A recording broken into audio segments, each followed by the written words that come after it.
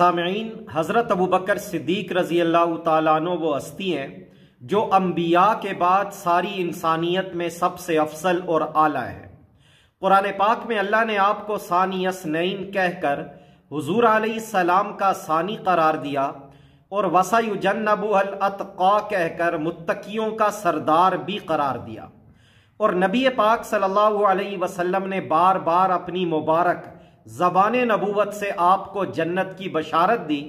اور آپ کو اپنی حیات مبارکہ میں مسلمانوں کی امامت کے لیے بھی منتخب فرمایا۔ سیدنا صدیق اکبر رضی اللہ تعالی عنہ کا تعلق خاندان قریش کی ایک شاخ قبیلہ بنو تمیم سے تھا، اور عرب میں یہ قبیلہ نہایت معزز اور قابل احترام سمجھا جاتا تھا۔ حضرت ابوبکر صدیق کے والد کا نام عثمان اور کنیت ابو قحافہ تھی،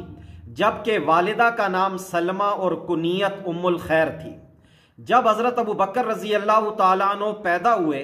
تو گھر والوں نے آپ کا نام عبد رب الکعبہ رکھا،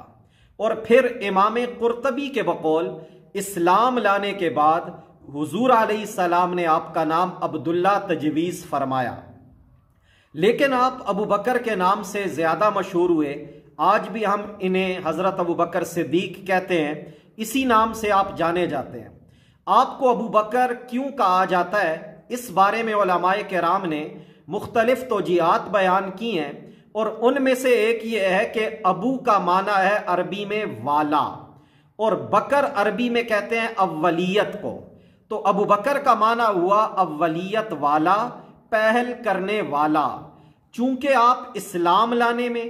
اسلام کے لیے قربانی دینے میں، اسلام کے لیے مال لٹانے میں، ہجرت کرنے میں اور مسلمانوں کے خلیفہ بننے میں سب سے پہلے ہیں،